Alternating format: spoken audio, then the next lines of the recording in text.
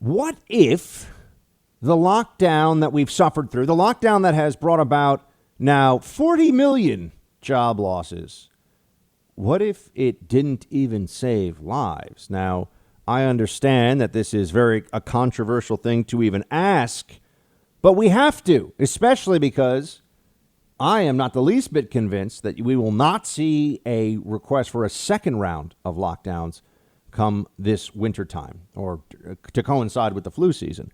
Well, what do we have in terms of data to answer this very controversial question? We got Jordan Schachtel back in the house. He's an investigative journalist, national security analyst. He's written for The Examiner, for the Daily Wire, USA Today, a whole bunch of places. Jordan is back with us. Jordan, thanks so much, man. Yeah, thanks for having me.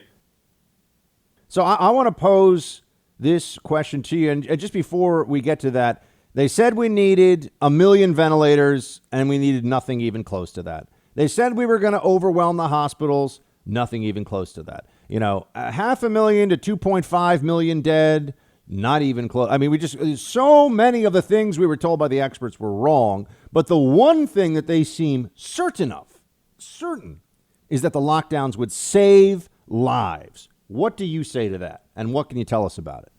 I would say that the fundamental premise behind lockdowns was that it was to slow out the spread of the virus, acknowledging that a lot of people are going to get infected anyway, to retain that critical hospital capacity. What we learned is that the lockdown policies really exacerbated the problem, particularly when it came to the nursing homes, and particularly when it came to Democrat governors deciding that this thing is going to get so bad that we are going to send sick people back into nursing homes. And now what we know, and what should have been obvious to our all-knowing public health experts, was that senior citizens are particularly vulnerable to respiratory viruses. And unfortunately, it has had devastating consequences for the long-term care center communities.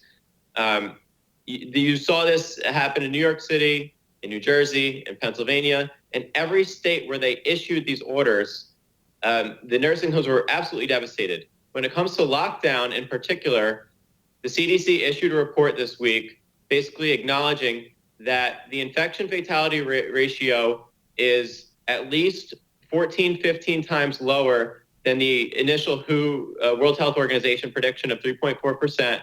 And by acknowledging that, they also acknowledge that 40, 50, 60 million Americans have already been affected by the coronavirus, which means that the lockdowns did not work in containment. And this wasn't acknowledged first in the run-up to this that lockdowns were for containment. It was supposed to be to slow down the spread.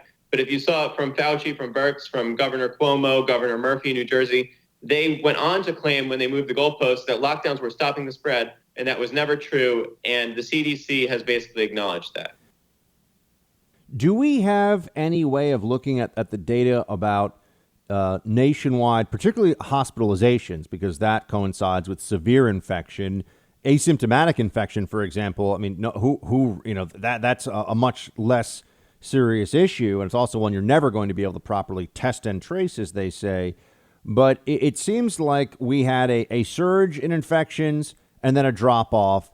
Every other country all over the world, whether they went with the most severe lockdown or almost no lockdown at all, has also had a similar degree of escalation. Now, not the same numbers, but there was a bump up and a bump down. There's some bumps are more severe than others, but everyone seems to have gone through this period. What do the numbers tell us about the cyclical nature of this virus, if anything? 100% that within certain statistical parameters in countries with similar climates, you saw the same rise, the same drop, no matter what policy was tried. The only distinction here is that countries that did very hard lockdowns, like the countries in the Middle East, where you weren't even allowed to go outside, go to the supermarket, those countries have different data because those lockdowns were so strict, so rigid. It wasn't like New York City where Cuomo left the subways open. But in terms of like these loose lockdowns that you saw throughout Western Europe, in the United States, as opposed to the Swedish model or the Belarus model, there is absolutely no difference. which means that lockdowns did nothing to stop the spread. And there's a lot of evidence, possibly on the other side of things, that it could have exacerbated the spread because we know, how the virus spreads in these close confined spaces, and that we know that community transmission isn't that big an issue and the virus doesn't really spread that way. So if anything, there's a lot of evidence pointing to the fact that lockdowns have done severe damage, not just inside this COVID epidemic, but outside of it with all the mental health, the economic repercussions. But there's still nothing that any legitimate scientists can point to that said, oh yeah, lockdowns have done some positive things. There's just nothing out there, and it's probably the biggest domestic policy blunder in American history. And unfortunately, it's not just America that did this; it's every other country in the world that made the same mistake. Now, speaking of Jordan Schachtel, investigative journalist, and part of what Alex Berenson calls team reality, people willing to look at the numbers and come to conclusions about this COVID-19 thing that aren't just the official from on high consensus position. How did we go, Jordan, from Dr. Fauci in March? I'm sure you've heard this audio. It's been making the rounds the last 24 hours. In March saying, wear a mask and, but really just if it makes you feel better. I mean, you don't have to wear a mask. That was in March of this year about COVID-19.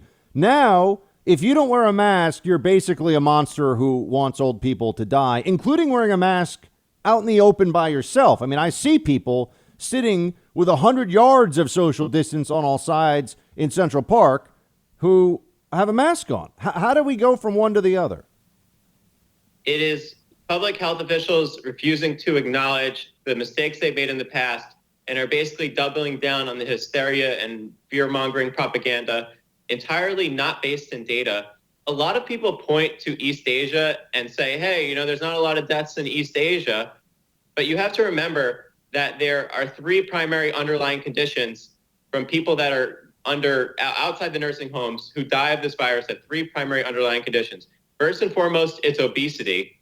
And we know that in East Asia, we are 5, 6, 7 times worse in terms of obesity than East Asia. The second underlying condition is diabetes, which of course can be caused by obesity. The third most common underlying condition is asthma, which can also be related to obesity. And for some reason, these public health officials are saying, oh, just wear a mask, and not saying, stop going to McDonald's. And I think stop going to McDonald's is a much more effective public health advice than for people to think that by wearing a cloth bandana around their face, they're going to successfully shield themselves from a virus that you can only see under an electron microscope with 10 million times magnification. The whole thing is it's just all based in pseudoscience. It's so bizarre. And it's basically a cult that has been created. The mask thing to me, it's just a total mythology. It's so absurd. There's no evidence behind it. And here we are, here I am in the DC Beltway where in Virginia, the governor is now mandating mask wearing. If you're in a group, if you're indoors, it's so absurd, and it's hypocritical because as you see, a lot of these public health officials and governors aren't wearing masks themselves when they're caught out in public. Jordan, before I let you go, how are people getting, what is the working theory, if you will, for while we were in lockdown and there's all this masking going on, for weeks and weeks, there were still lots and lots and lots of new infections. So if the measures were supposed to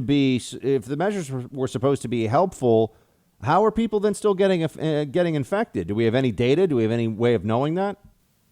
So that's the thing, is that people are just assuming that people are like cheating the lockdowns, cheating the 6 feet of space and social distancing. I think Dr. Fauci has alluded to this a lot when he said, oh, you got to do a better job social distancing. There's just that kind of goes to show that when you have the CDC issuing a report saying, oh, hey, by the way, 50 million people got infected and most of it occurred during the lockdowns. So what does that say about lockdowns? It says that the lockdowns didn't work at all in containing the virus. And we should never have told the American people that the idea of the lockdowns was to contain the virus, because that was really the big lie a few weeks into this epidemic.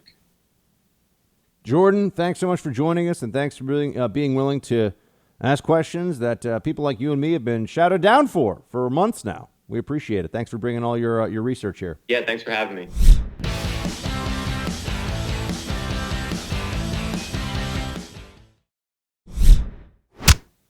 You know who I really want to hear from when it comes to the very complicated debates right now around science and how to protect us from a pandemic, how to get the economy restarted? Joe Biden. I just want Joe Biden weighing in, yelling about things. You know, hey man, I'm not too old for this game. I got cool things to say. I'm a hip cat, man. I'm Joe Biden. Yeah. He's got another great one here for you. Producer Mark, would you play whatever it is that he's talking about here? Do you think wearing a mask projects strength or weakness? Leadership. What it presents and projects is leadership.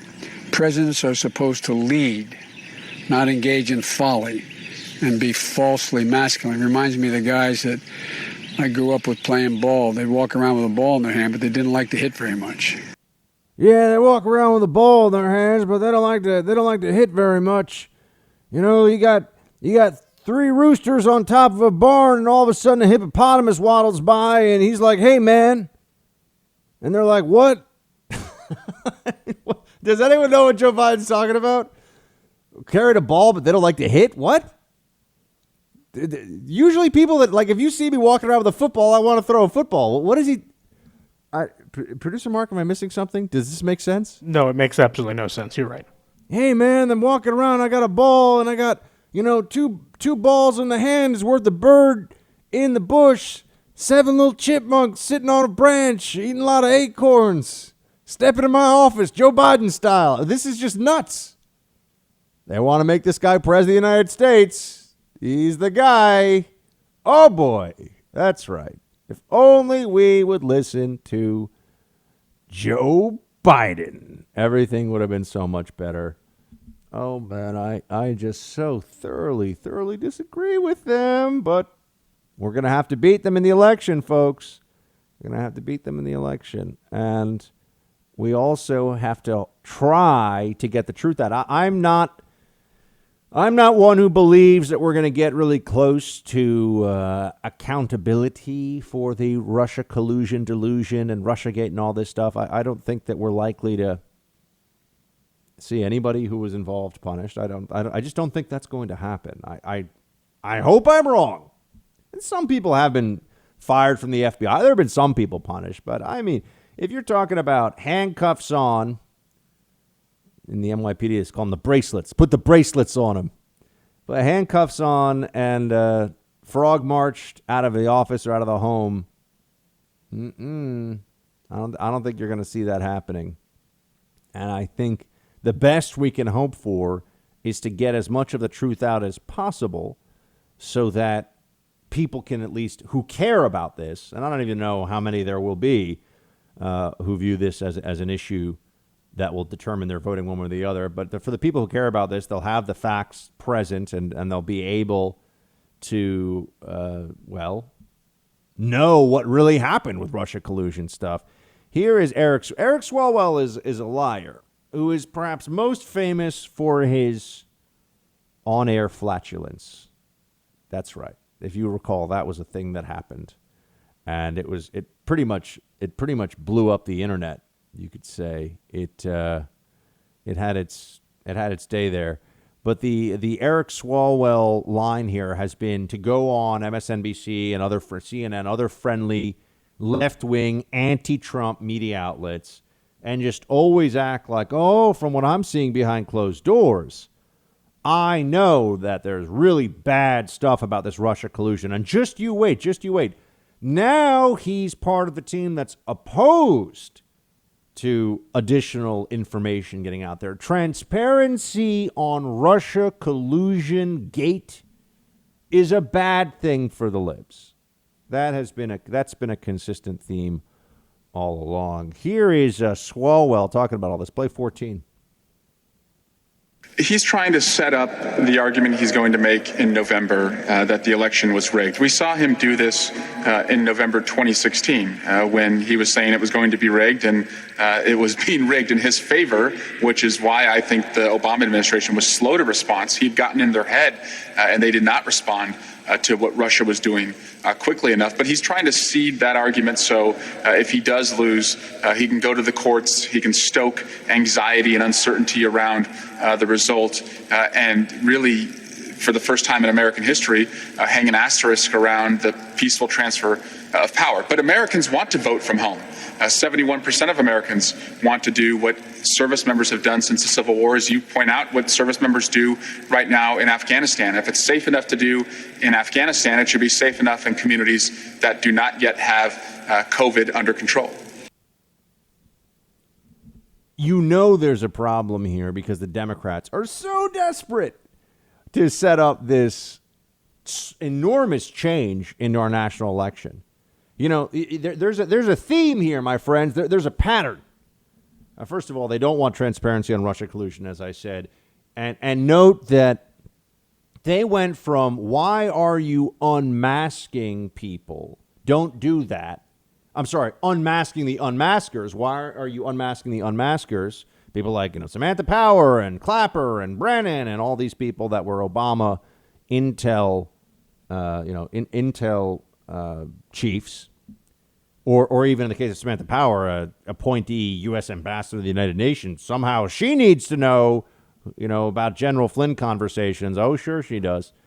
But as we looked at this, they didn't want the list of unmaskers to be revealed. Now they want the whole transcript out. So they argued that the names were sensitive of the people who were asking for unmasking. That rhymed. Asking for unmasking with Carol Baskin. No, asking for the unmasked names, that's something that they said was sensitive. You shouldn't do it. And now they're saying, let's release the whole transcript. That's far more sensitive than just the names of the people asking for the unmasking. Right, the conversation itself between Flynn and Kislyak, that's real private, sensitive stuff. Now they want that released, right? Because they're hoping they can make some political hay of it. But then on just the election piece of this, they said Russia collusion happened because that was their way of negating Hillary's loss in the 2016 election. Now they're trying to cheat in this election by changing the way that it will be conducted. And if they don't get their way, you already see it. It's already baked into the cake. You know what's coming. If we don't allow them this ballot from home situation, and ballot harvesting, make all the changes they want, you know what they're going to say? Voter suppression if Trump wins. Oh, and it was suppression because of COVID-19. Oh, and COVID-19 has a disparate impact on communities of color. Therefore, it was racist. By making people vote the way we voted for hundreds of years in this country, it is a racist, evil voter suppression scheme. That's going to be the story if Trump wins.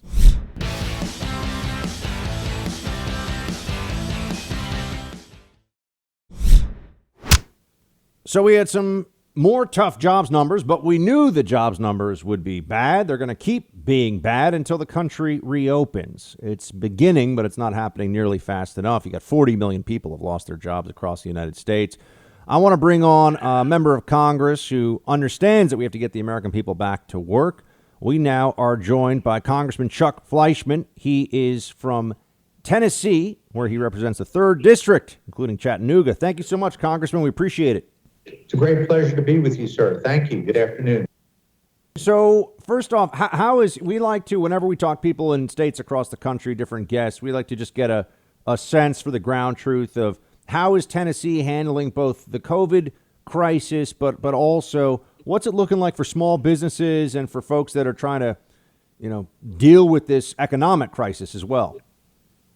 Well, it's a great question, and I thank you for that. Tennessee is one of the great states that has no state income tax, has low regulations, probably the lowest tax state in the nation.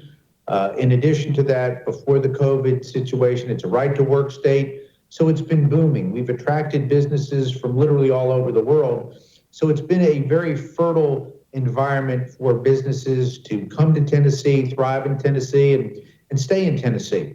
There's no question that the COVID situation interrupted that. However, we're coming back strong. The state has been back open. We're doing much better.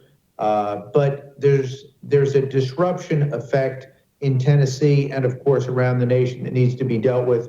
But by and large, Tennessee is a debt-free state. We balance our budget every year. So we will weather this storm from the health standpoint and from the financial standpoint a lot better than other states. Are you going to need a large amount of additional federal assistance to get up and running again? Or if, in fact, the state continues to open up, do you think you'll be able to, as you say, weather the storm financially? Tennessee received about $3 billion from the last stimulus package, which is less than some states, more than others. And they will use that money very well. I have weekly conversations with our governor, with our state legislators who work very hard to keep us in a strong place fiscally. Now, bear in mind, they have got to balance their budget. What that will mean is in some areas cuts. They have a robust rainy day fund, but they're going to have to be fiscally responsible, unlike some of the other states in the Northeast that are going to be, and in the Midwest, that are upside down because of their mismanaged pension funds and bloated spending. So will we need more money? Perhaps. If we do, we want it targeted. We want to make sure that we incentivize business, incentivize growth, and keep regulations at a minimum. So if there is additional stimulus money, we want it to make sure that it stimulates the business community, creates job growth, and gets us back on the track for a recovery. We're speaking to Congressman Chuck Fleischmann of Tennessee's 3rd Congressional District. Congressman, what would you like to see the president push for and the Congress act on to help get things moving in this country? And what additional measures, if any, do you support for the people that are so negatively impacted by this so far? Another great question. We have to be cognizant of the fact that we have spent trillions of dollars already. These are funds that are not just appropriated out of surplus. These are funds that are largely borrowed against our national debt. When we started, we had a national debt of around $23 trillion. Depending on where the 4 packages that we have passed will leave us, we could be close to $30 trillion in debt. For a young person such as yourself, and I have 3 younger sons, this is a debt that will be on the shoulders, a burden on the shoulders of all Americans, particularly our younger Americans who are entering the workforce. So we need to be very careful. If we come back with an additional package, we have to realize these are borrowed funds, so we want to use them wisely. No waste. And I will say this. I had a conversation with the head of the Secret Service just yesterday. We are combating waste, fraud, and abuse. Unfortunately, there are people out there right now who are trying to take advantage by scams and otherwise. So we have got to make sure that the dollars are well spent because these are borrowed dollars. And on top of that, we want to make sure that we combat waste, fraud, and abuse wherever we do have a federal program. Now, there's a lot of back and forth between the Democrats, led by Nancy Pelosi, and Republicans right now over how the election, presidential election, but also, of course, congressional elections too, coming up this fall. What are your feelings on mail-in balloting for everybody and ballot harvesting state by state? Very concerned about both of those things. I've said this a long time, and it's coming into fruition, and we see it time after time. Republicans play by the rules. We follow the law. We try to do the right thing. Democrats play to win, and they'll do anything to win, unfortunately. And I think this is the latest in a charade of attempts to basically try to gain an advantage in a very competitive environment. I think it's critically important that President Trump is reelected. I think he's done an outstanding job as president. I think it's critically important that we hold the United States Senate, meaning the Republicans. That is up for grabs. There's some key races. And then, of course, the House. We won a key House race in California. We held a key House seat in Wisconsin. It's a very competitive environment. I'm in one of the co-chairs of Take Back the House for our dinner. That is going to be an uphill climb, and I think we've got to work very hard. So as we look at some novel ideas like mail-in balloting or Unfortunately, what we're seeing the Democrats push for, same day registration. That red flag has got to go up. We've got to be careful. I want everyone in America who is able to vote and legally able to vote to be able to vote. However, I do not want any fraud. I do not want any tampering with ballots or ballot harvesting. That is a danger to me. I think it's a danger to our republic. So I'm very wary of any Democratic attempts to expand this program. Congressman Chuck Fleischmann of Tennessee. Sir, thanks for your time. Appreciate you joining us here on the show. It's a pleasure. Thank you for your show and all your efforts, sir. Have a good day.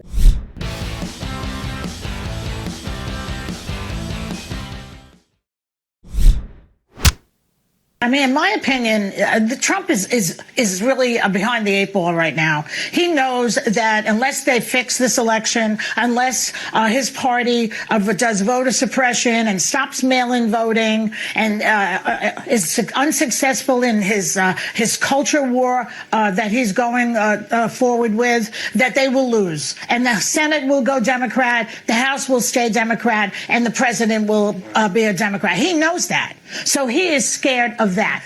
He's playing a political game with people's lives. And these people do not realize that they are pawns in his game. He only wants to be reelected. He doesn't really care if you live or die. I mean, witness the fact that he went golfing on Memorial when the names are being printed in the New York Times about how many people have died. He couldn't care less. Why does he fiddle with people's lives is what I want to know. Why is Joy Behar crazy? Why does Joy Behar make no sense? I just want to know. Does someone want to vote us? First of all, notice how she worked it in already. I'm telling you, do what Democrats want for the election, or else it's voter suppression. Oh, it's voter suppression. No, that's not how this works. It's not voter suppression to have elections the way we've always done elections. And those who are saying, oh, what about absentee ballots? Absentee ballots generally don't even get counted. This is a total change in the process. And there's supposed to be a reason for your request for an absentee ballot. And for those who are military members serving overseas, of course we would make an exception for them. You know, no one's going to say, hey, you're deployed in South Korea. Can you hop on a flight to go back home to Oklahoma to cast your vote in the presidential election? That's not fair. That makes no sense. Think of the expense. It's nuts. Okay. But Behar, it's like Trump doesn't even care about people. Now, I know that you might be saying, Buck, this woman is so dumb and her opinions are so contemptible that it's not worth spending any time on them. And unfortunately, that's not really true. They are so dumb and contemptible, but it's worth spending some time on them because she is inartful in saying what is really the Democratic Party base belief on a whole bunch of things. And part of what motivates them and what is at the center of so much of their thinking about Trump is that they believe the president just does not care about his fellow human beings, that he is a true, and I know that I say this, and it's one of those things that sounds so nuts that to say it feels like you're almost embracing a little bit of the crazy yourself. But it's true. He is, they believe that he is a moral monster and does not care about human death or suffering at any level.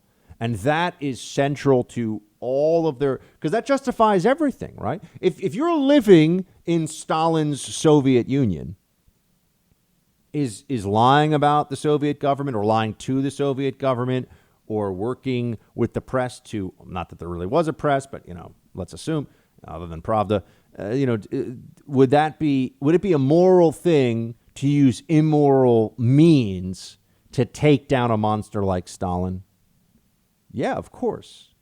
You know, even if, when I say immoral, you know, even if you lied, even if you, and you can take this all the way to things like just war theory and collateral damage. And, you know, can it be moral if in the course of fighting against a great evil, there are losses that occur, losses of our own people? Let's say, you know, this is the ends justify the means put into action by the left because the ends have to be the defeat of Trump because he's so evil.